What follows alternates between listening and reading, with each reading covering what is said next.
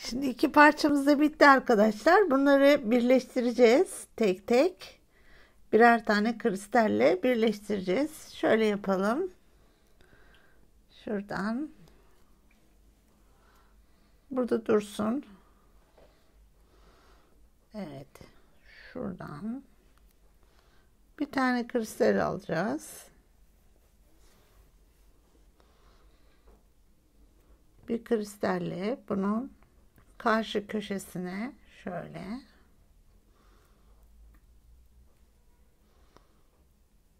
şu şekilde döneceğim. Tekrar buradan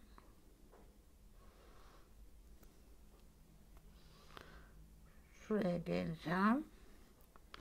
Aldığım kristale geleceğim.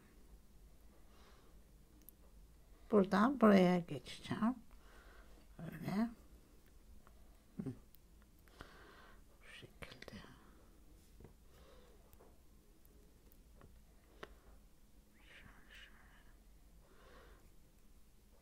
Hatta bir tane daha turlayabilirim.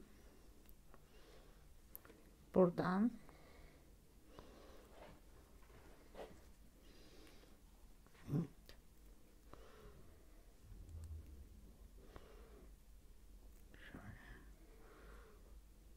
Buradan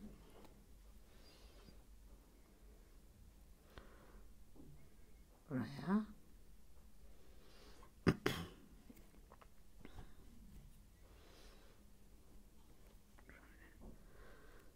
yine buna gireceğim. Şu sonradan aldığımız kristal buraya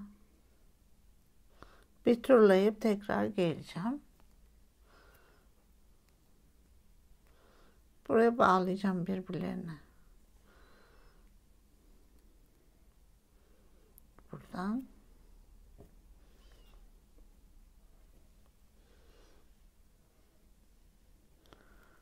şu ve böyle ikişer kere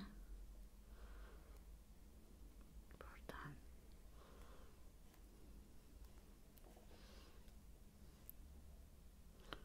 şu şekilde bunun yanına geleceğim.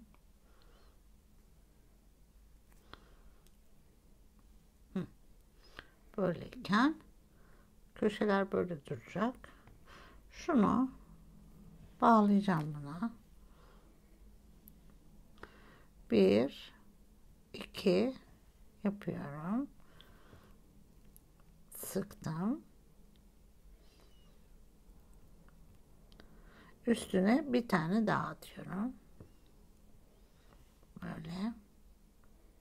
Şunu bir çekelim içeri, hani ucunu biraz kısa bırakmışım. Şöyle. Şimdi bunu bunun içinden geçireyim. Veya iğneyle şuradan geçeyim. Onu çekeyim ki boncuğun içine girsin. Düğüm gözükmesin diye. Bakalım. Bak geçti. Düğüm şu anda boncuğun içinde kaldı. Bunu da tekrar şöyle yapalım. Evet. Bu şekilde. Böyleyken keseceğiz.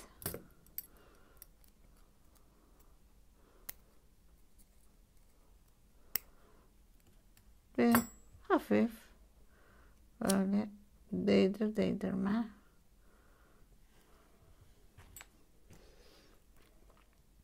Şunu da şöyle tutup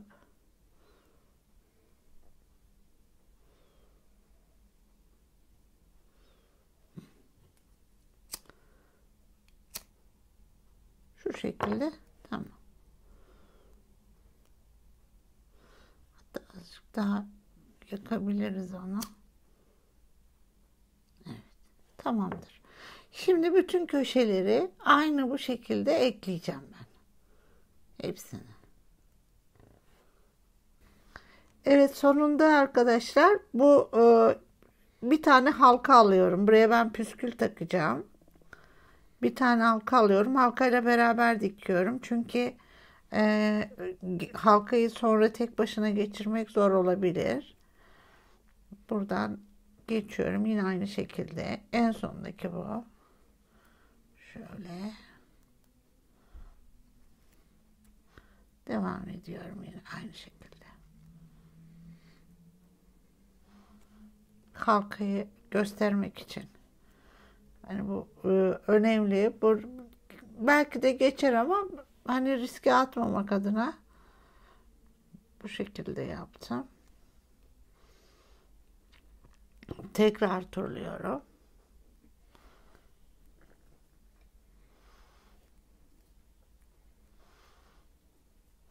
Böyle. Hem buradan da püskül sarkacağı için belki bir iki tur falan yapmam lazım. 2 ya da 3.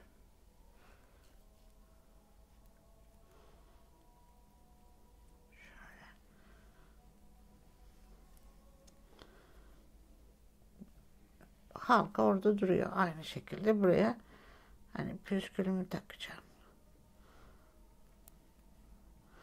Evet, belki de gerçekten zor olabilirdi.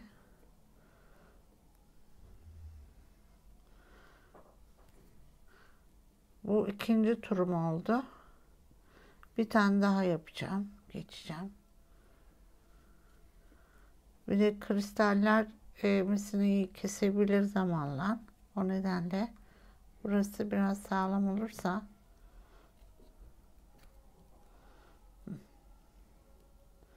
şuradan tekrar bir turluyorum.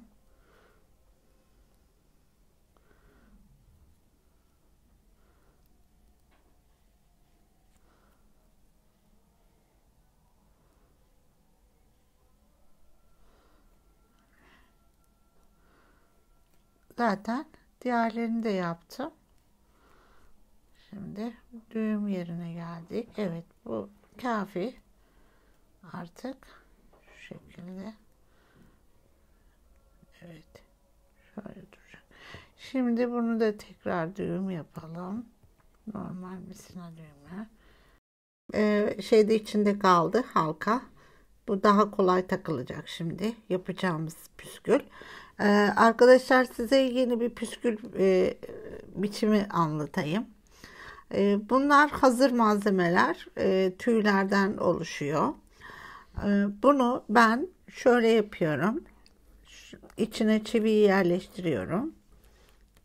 Ondan sonra bunu böyle dikeceğim. Dike dike gidiyorum. Şu şekilde. Şöyle. Önce bunu buraya bir sıkıca dikiyorum. Şöyle. Misina ile yine. Bunlar böyle hazır parçalar halinde satılıyor. Şuradan döndürüyorum böyle yuvarlak. Şu şekilde. Böyle. Döndürdükten sonra tekrar dikiyorum. Bunu bir daha. Çok güzel oluyor bunlarla püskül. Evet, şuradan. Sonra tekrar döndürüyorum. Şöyle. İyice yuvarlayarak. Dikiyorum yine.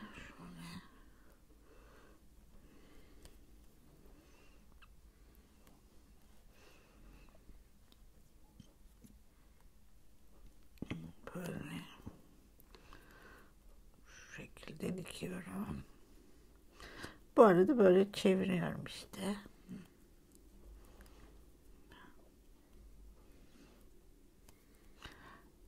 Yani her tarafı dikilmiş oluyor bunun.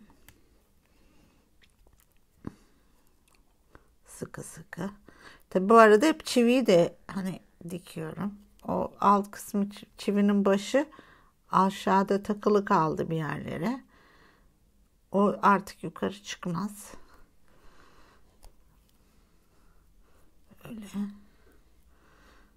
sıkıcana. Evet. Dikiyorum. Daha çok bunu sıcak silikonla yapıştırıyorlar ama ben ona pek şey yapmıyorum. Çünkü zamanla çıkıyor tüyler. O nedenle dikmekte fayda var. Evet. Şöyle.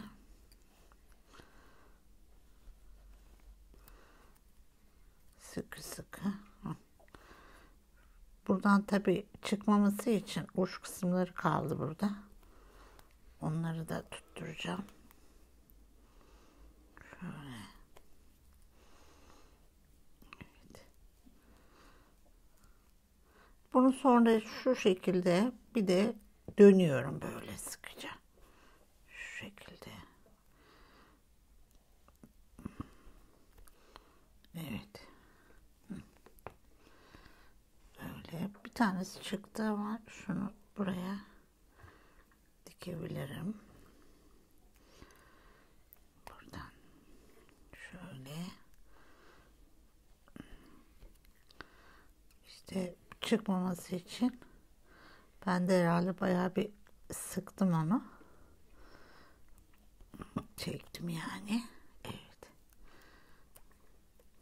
Güzelce bu şekilde diktik. Şu kısmını da bir geçelim.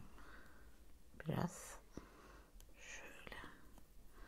Sonra bunlara hazır taşlı bir şey var. Kapak var arkadaşlar. Onlardan koyacağım. Bunu tek başına bile kullanabilirsiniz. Evet yani bu kadar yeter diye düşünüyorum. Şuradan keselim. Ve yakalım şuradan yine. Şu. Şimdi şunlardan bahsediyorum. Bakın böyle geçireceğim içine. Evet. Şu şekilde. Böyle olacak. Bunu azıcık keselim. Şuradan. Şu kadar falan. Sonra bakın bunu şöyle kıvırıyoruz. Orta kısımda yavaş yavaş şöyle bu. Şu şekilde duracak. Evet. Bunu da deminki taktığımız bu vidaya halkaya takacağız. Şuraya. Bunu halkaya takacağız. Şimdi arkadaşlar bir açalım bakalım. Şöyle tırtıklı pense kullanırsak belki daha kolay olur. Evet, şimdi bunu açacağız.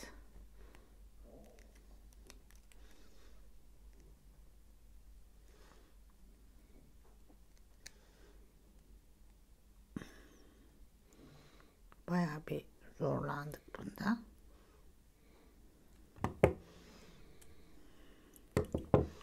Bir dakika, tekrar şöyle deneyeyim.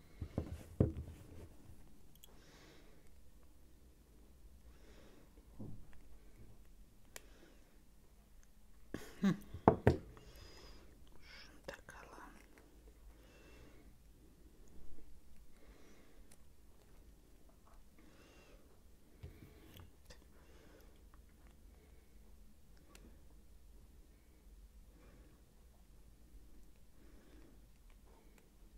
Evet. Tabii uçuca olmalı. Evet.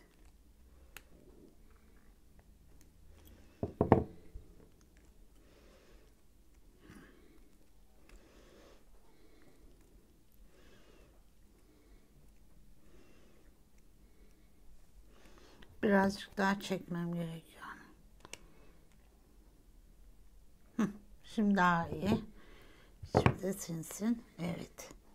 Bu şekilde Şöyle.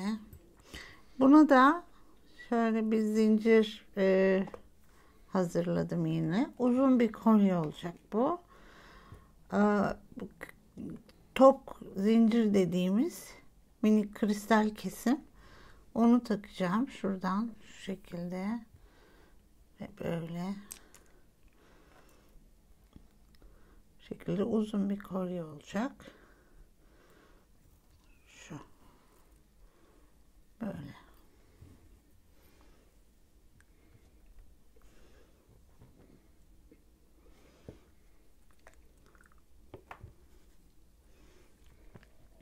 Umarım beğenmişsinizdir arkadaşlar. Güle güle kullanın. Yapıp paylaşırsanız benimle sevinirim.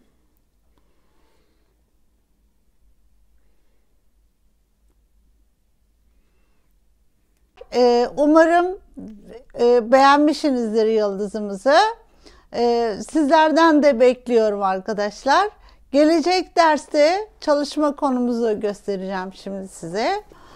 Evet, bu topu yapacağız. Altındaki kubbeyi ve işte bu saçakları nasıl yapacağız onları göstereceğim size. Bunun için gerekli malzemeler arkadaşlar yine 3 numara Swarovski kristal. Topun altı için alt tarafı için 3 ya da 4 numara, ikisi de olabilir. Değişik yani böyle basit şeyler var, boncuklar var, delikleri büyük, yuvarlak, 3 ya da 4 numara. Bunları her yerde bulabilirsiniz. Onlardan kullanacağız. Ve kubbeyi yapacağız. Zaten daha önce yapmıştık kubbeyi. Ve bunun için arkadaşlar içinde yaptığım bir süzgeç var. Yüzük süzgeci. Onlardan almanızı istiyorum. Yüzük süzgeci büyük de olabilir, küçük de olabilir. Ben büyük yüzük süzgeci kullandım. Bunu öğreteceğim size. Bu tarafı da yine kubbe gibi. Şu kısmı da yine kubbe gibi. Fakat tekniği birazcık yani artırmadan gideceğiz. Daha farklı bir teknik. Onu da öğreteceğim. Biraz uzun bir çalışma olacak. Herhalde bunu da çok severek yapacağınıza inanıyorum. Görüşmek üzere.